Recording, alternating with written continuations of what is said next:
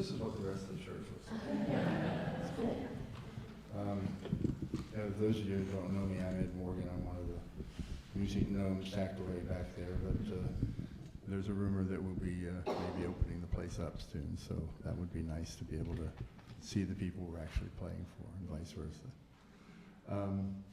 So I want to talk about compassion tonight, and I want to start in an odd place, which is with the book of Job. And Irene knows that's my favorite book in the Bible, so I'm going to get Job in somehow. But it actually fits. And you know the story of Job, that he's a very successful man. God has blessed him. He has all these cattle and sheep and whatever passed for wealth in the day. He's got sons and daughters that are doing well, and he's just an upright man. And the other part of the story is that God and this other guy, he's sometimes called Satan, but that's a bad translation. It's actually the adversary. He's kind of an agitator. And they're sitting in heaven one day, and God says, look at my servant Job. You know, he blesses me, he's a good guy, and, you know, he's an exemplar. And the adversary says, yeah, but he's got all that bling. You know, what if we took all that stuff away from him? I bet he would curse you. And God says, okay, go for it. You know, so everything gets taken away. The cattle die, and there's a raid, and some of them are taken. The building falls down, and all the children die. So he's got nothing, right?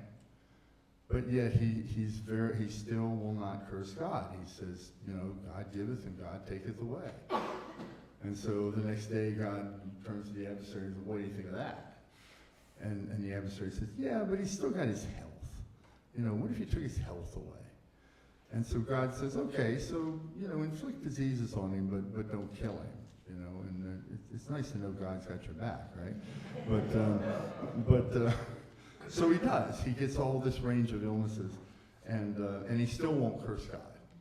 And his wife even gets upset with him and says, curse God and die. You know, thanks, honey. But it wasn't very helpful. So meanwhile, there's Job has 3 good friends. There's these 4 good friends, and the others are Eliphaz, Zophar, and Bildad. And they live in different places, but they get word that Job is sick. And in fact, there's a rabbinic tradition that they each have a staff that has all 4 of their faces carved in it. And for the 3 of them, they saw that Job's face on their staff was getting, you know, contorted and like he was sick. So it's kind of a nice legend how they knew that he needed help. So they got together, and they went to see him. And when they got to where they could see him, they didn't recognize him. He was sitting in a pile of ashes. And he was scratching himself with a broken piece of pottery, you know, so he was bleeding. And so what do his friends do? You know, do they get out their little first aid kits and help him, or do they, you know, take him aside and say, oh, it's going to be better, you know? They sit with him for 7 days. And the Bible says not a word was spoken. Now, 7 days is a long time to sit with someone, but it illustrates the point that often when you're doing a compassionate act, there's very little you can do except be present. And I found that out in my own life. I had a friend named John Butcher who was 75. He was a former Episcopal priest, and he was giving seminars on Jesus and Mary. He had a theory about how they were together, and he was just active, you know, just couldn't wait to do the next seminar and do his work. And he got a brain tumor. And it completely derailed his work, and he finally died from it. And when he found out he had it, he was spitting mad. He was just as mad as he could be. He said, I don't have time for this. You know, I have plans. and so he was a handful. And I asked if I could visit him, and so they said yes, and so I went. And when I got in the front door, I could hear him arguing with his daughter, just this loud argument. You know, he wants to get out of bed, and she doesn't want him, and it's just this horrible, horrible argument. And so I walked in the room, and he didn't even say hi. He just looked at me, and he said, I'm dying. And I said, yeah, I know. And he said, I don't like it. I said, John, I don't either. And that was our conversation. I sat down beside him and stayed with him for about a half an hour. I mean, he may have talked about something else, but there's something about that just calmed him down. That he realized, somebody realized what was going on with him and realized the limits of that. His daughter, of course, was trying to do what a good daughter would be. He's like, well, Dad, we still have these treatments and blah, blah, blah, but he knew. He knew, and it was a source of comfort to him that I knew, and that I wasn't trying to do anything with it other than sit with him.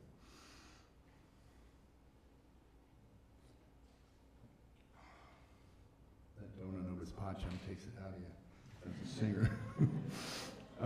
So I want to talk a little bit about what compassion really is, and it turns out there's four elements to a compassionate act. The first is that you have to recognize the suffering in another person. That in and of itself can be hard because we're pretty self-centered, and so we don't always notice that someone else has something going on. But once you notice it, then the second part of it is you have an empathic response to that. That is, you feel it in some sense the way they do, and that's what compassion means. It means to suffer with. So you're having that experience of their pain. But the next element, the third element is really important, is that you have to have some tolerance for that pain. In other words, you have to be able to stay in the presence of what's happening without identifying with it. And I'll talk about that in a minute in terms of my own life. And then the fourth thing is you take some action. You try to mitigate the suffering however you can. So I got kind of a crash course in compassion when I was in my 40s. I was in Silicon Valley and I had a business, and we were, an entrepreneur and going to save the world and get rich, and I don't know what happened to that. None of that happened, but my younger daughter was diagnosed with a brain tumor, and it just shook my world. I went from this high-tech, high-powered environment in the day to Lucille Packard Children's Hospital in Palo Alto at night, and was just surrounded by suffering. Mostly children. And what struck me was how wonderful everybody was to each other. That is, they were so kind and so compassionate that I just felt like I was soaking it in. I don't think I was that compassionate a person before that, to be honest. But I came out of it with a sense that compassion is it's not only something you can do, but it's actually a lens that you can look at the world through. That is, you can take the position that I'm going to look at another person and see if they are suffering or how they're suffering, because we're all suffering. That's the human, I had a meditation teacher that called it the human predicament. That we're in this life that, and by the way, that's her translation of the word that usually gets translated as suffering. She said, we're not really suffering. We were in a Mountain View, California, in a nice building, and people were driving their Beamers, and so it didn't feel like suffering, but she said, life disappoints us. At every turn, life won't do what we want it to do. And that's really, and we're all in that together.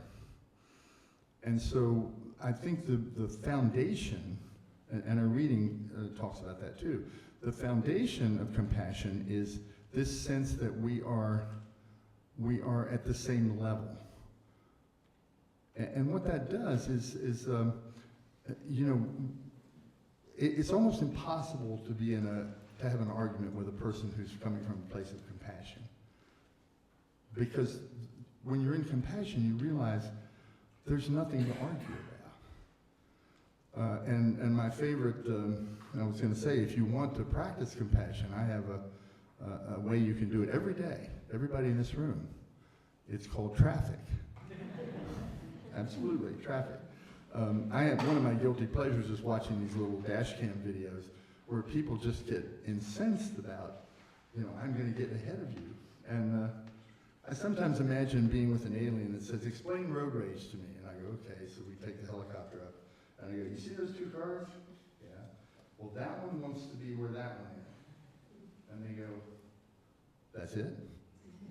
That's road rage? And I go, yeah, that's road rage. But it's really true. That's the only thing that's happening there. But what happens is, as humans, we load up all kinds of interpretations on it. So, I'm sitting there in the line waiting to get out at the the exit, and I look back, and so here comes a guy in a Beamer, right? He's coming up the shoulder. It's always the Beamer, right? So he's coming up the shoulder, and everybody's gripping.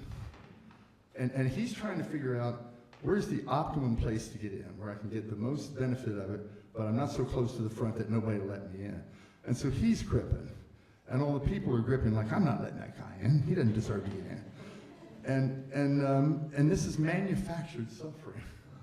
You could just be sitting there enjoying the respite or your own thoughts.